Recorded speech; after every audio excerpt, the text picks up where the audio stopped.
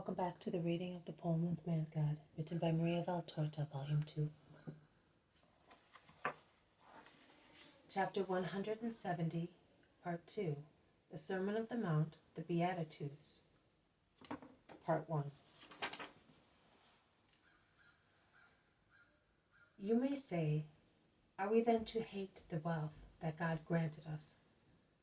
Why then does he command us to love our fathers, mothers, wives, children, and say, you shall love your neighbor as yourself? You must distinguish. We must love our fathers, mothers, wives, and our neighbor, but in the degree indicated by God, as ourselves. Whereas God is to be loved above everything and with our whole selves, we must not love God as we love the dearest people among our neighbors. Because a woman suckled as, or because she sleeps on, or our chest and procreates children for us, but we must love him with our whole selves. That is, with all the ability to love that is in man, the love of a son, of a husband, of a friend, and, do not be scandalized, the love of a father. Yes, we must have for the interests of God the same care that a father has for his children, for whom he lovingly protects his wealth and increases it, and he takes care of and is anxious for their physical growth and intellectual education, and for their success in the world. Love is not an evil and must not become an evil. The graces which God grants us are not evil and must not become so. They are love granted out of love. We must make a loving use of such wealth granted to us by God in personal affections and in worldly goods, and only he who does not make an idol of such wealth, but uses it to serve God in holiness, shows that he has no sinful attachment to it. One then practices that holy poverty in spirit that deprives itself of everything in order to be more free to conquer God, the holy supreme wealth. To conquer God, that is to have the kingdom of heaven. How happy I will be if I am gentle. This may seem to be in contrast with the facts of daily life. Those who are not lowly seem to be prominent and successful in their families, towns, and countries. But is theirs a real triumph? No, it is not. It is fear that keeps apparently subdued those who are overwhelmed by the despot. But in actual fact, it is nothing but a veil drawn over the rebellion seething against the tyrant. Irascible and overbearing people do not win the love of their relatives, of their own citizens, or of their subjects. Neither are intellects or souls convinced to follow the doctrines of masters who impose themselves by stating, I said so, thus it is. Such masters only create self-taught men seeking the key that can open the closed doors of a wisdom or of a science, which they feel to be, and actually is the opposite of what is imposed on them. Those priests who do not endeavor to conquer souls by means of a patient, humble, and loving kindness do not win any souls to God, but they look like armed warriors who start a fierce attack, such is their intolerant rashness in dealing with souls. Oh, poor souls! If they were holy, they would not need you, O priests, to reach the light. They would already have it within themselves. If they were just, they would not need you, O judges, to be put under the restraint of justice, as they would already have justice within themselves. If they were healthy, they would not need a doctor. Be therefore gentle. Do not put souls to flight. Attract them through love, because lowliness is love, as poverty in spirit is love. If you are such, you will have the earth for your heritage, and you will take this place to God, whereas before it belonged to Satan, because your lowliness, which besides love is also humility, will have overcome hatred and pride, expelling from souls the vile king of hatred and pride, and the world will belong to you, that is, to God, because you will be the just souls that will acknowledge God as the absolute master of creation, to whom praise and blessing are due, and everything else which belongs to him. How happy I will be if I mourn without rebelling. Sorrow is on the earth, and sorrow wrings tears from men. Sorrow did not exist, but man brought it onto the earth, and because of his corrupt intellect, he continuously strives to increase it in every possible way.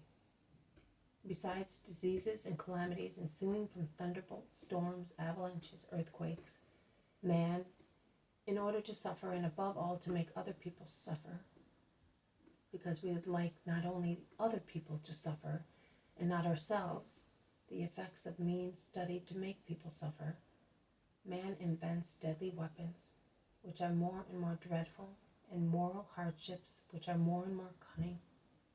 How many tears man wrings from his fellow man through the instigation of his secret king, Satan. And I solemnly tell you that those tears are not an impairment but a perfection of man. Man is an absent-minded child, a thoughtless, superficial child, a backward-born child, until tears make him an adult, thoughtful, intelligent person. Only those who weep or have wept know how to love and can understand. They know how to love their weeping brothers, how to understand them in their grief, how to help them with their goodness, which is fully aware how bitter it is to weep alone, and they know how to love God, because they have realized that everything is grief except God, because they have understood that sorrow can be soothed if tears are shed on God's heart, and they have also realized that resigned tears, which do not cause faith to be lost or prayer to become barren, and which loathe rebellion, such resigned tears change nature, and instead of sorrow, they become comfort. Yes, those who weep loving the Lord will be comforted. How happy I will be if I hunger and thirst for justice. From the moment he is born to the moment he dies, man craves eagerly for food. He opens his mouth at his birth to get hold of his mother's nipple. He opens his lips to swallow some refreshment in the throes of death. He works to feed himself. He makes a huge nipple of the world, from which he sucks insatiably for that which is perishable. But what is man? An animal? No, he is a son of God. He is in exile for a few or many years, but his life does not come to an end when he changes his dwelling. There is a life in life as there is a kernel in a nut. The shell is not the nut, but it is the kernel inside the shell that is the nut. If you sow a shell, nothing will come up. But if you sow the shell with the kernel inside it, a big tree will grow. The same applies to man. It is not his flesh that becomes immortal, but his soul. And it is to be nourished to take it to immortality, to which the soul out of love will take the body in the blessed resurrection. Wisdom and justice are the nourishment of the soul. They are taken as food and as drink, and they strengthen, and the more one takes of them, the more grows the holy eagerness to possess wisdom and know justice. But the day will come when the holy insatiable hunger of the soul will be satisfied. It will come. God will give himself to his child and will suckle him, and the child destined for paradise will be satisfied with the admirable mother who is God himself. And man will never be hungry again, but will rest happily on God's divine bosom. No human science is equal to this divine science. The curiosity of the mind can be gratified, but the necessities of the spirit cannot. Nay, the spirit is disgusted by the difference in taste, and makes a wry mouth at the bitter nipple, preferring to suffer the pangs of hunger, rather than be filled with the food that does not come from God. Be not afraid, O men thirsting or starving for God. Be faithful, and you will be satisfied by him who loves you. How happy I will be if I am merciful. Who amongst men can say, I do not need mercy? No one. Now if in the old law it is written, eye for eye, tooth for tooth, why should we not say in the new law, who has been merciful shall find mercy? Everybody needs forgiveness. Well then, forgiveness is not achieved by formulae, or by the form of a rite, which are external symbols granted to a man's dull mentality. It is instead obtained through the internal rite of love, which is still mercy. If the sacrifice of a goat or a lamb and the offer of a few coins were prescribed, the reason is that every evil is founded on two roots, greed and pride. Greed is punished through the expense for the purchase of the offering. Pride, by the open confession of the right. I am making this sacrifice because I have sinned. It is also done to anticipate the times and the signs of the times. And in the blood which is shed is symbolized the blood which will be shed to cancel the sins of men. Blessed, therefore, are those who are merciful, to those who are hungry, nude, homeless, to those who suffer from the greatest misery, which is to have a bad disposition, as it causes grief both to those who have it and to those who live with them. Be merciful, forgive, bear with people, help them, teach them, support them. Do not conceal yourselves in a crystal tower, saying, I am pure and I will not descend amongst sinners. Do not say, I am rich and happy and I will not hear of other people's miseries. Remember that your richness, your health, your family wealth may vanish quicker than smoke blown away by a strong wind. And remember that crystal acts as a lens. Consequently, what may be unnoticed if you are mixed among the crowds cannot be concealed if you place yourselves in a crystal tower where you are alone, isolated, and illumined on all sides. Mercy is necessary to offer a continuous, secret, holy sacrifice of expiation and to obtain mercy. How happy I will be if I am pure in heart. God is purity. Paradise is the kingdom of purity. Nothing impure can enter paradise where God is. Therefore, if you are impure, you will not be able to enter the kingdom of God. Oh, but what a joy the Father grants to his children in advance. Who is pure has in this world an advance of heaven, because God bends over a pure soul, and a man from the earth can see his God. He is not familiar with the taste of human love, but relishes the flavor of divine love, to the point of being enraptured, and can say, I am with you, and you are in me. I therefore possess you, and I recognize you as the most loving spouse of my soul. And believe me, who has God enjoys substantial changes, of which he himself is unaware, and thus becomes holy, wise, strong. Words embellish his lips, and his actions acquire a strength that is not of the creature, but comes from God, who lives in it. What is the life of those who see God? A beatitude. And do you wish to deprive yourselves of such a gift for the sake of fetid impurities? How happy I will be if I am peaceful in spirit.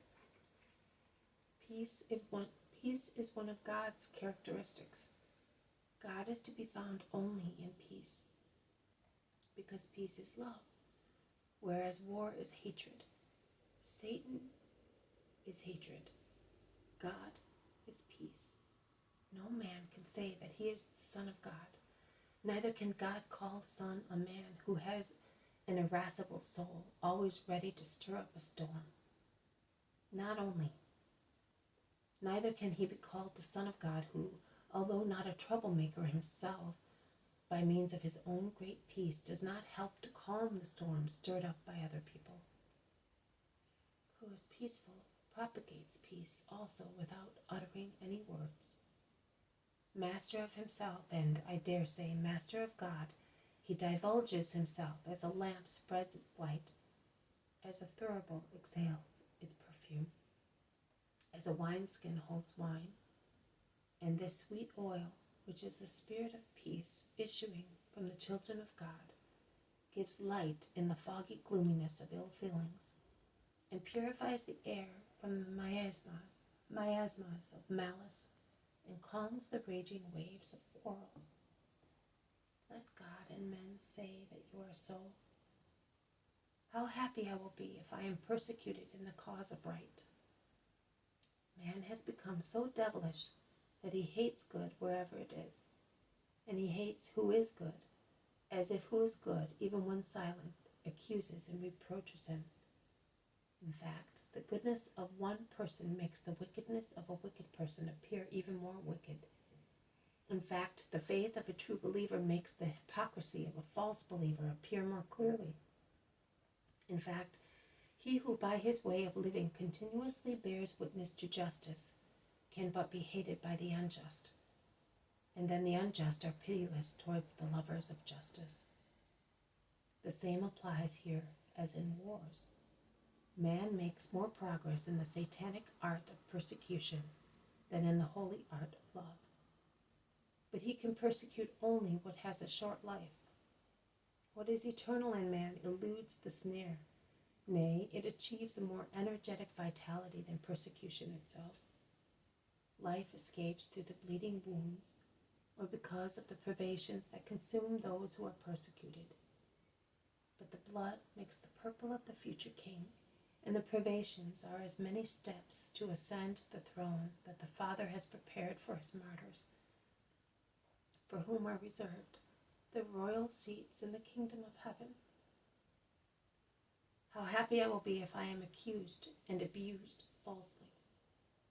Strive to have your names written in the celestial books, where names are not written according to human falsehood, which is accustomed to praise those who less deserve praise, where instead, with justice and love, are written the deeds of good people, in order to give them the reward promised to the blessed ones by God.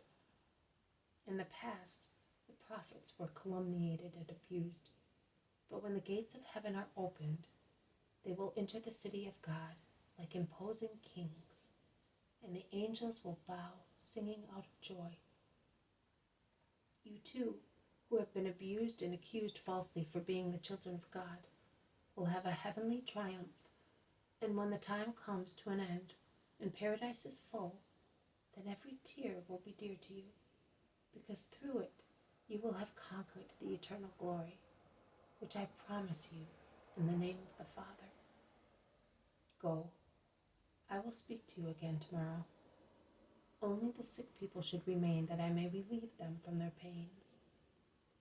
Peace be with you, and may the meditation on salvation lead you through love onto the road, the end of which is heaven. Thank you for listening. This has been a reading of the poem of the Man God, written by Maria del Torta, Volume 2. Chapter 170, Part 2, The Sermon of the Mount, the Beatitudes, Part 1. Thank you for listening. I will see you tomorrow. May God bless you, and may peace be with you.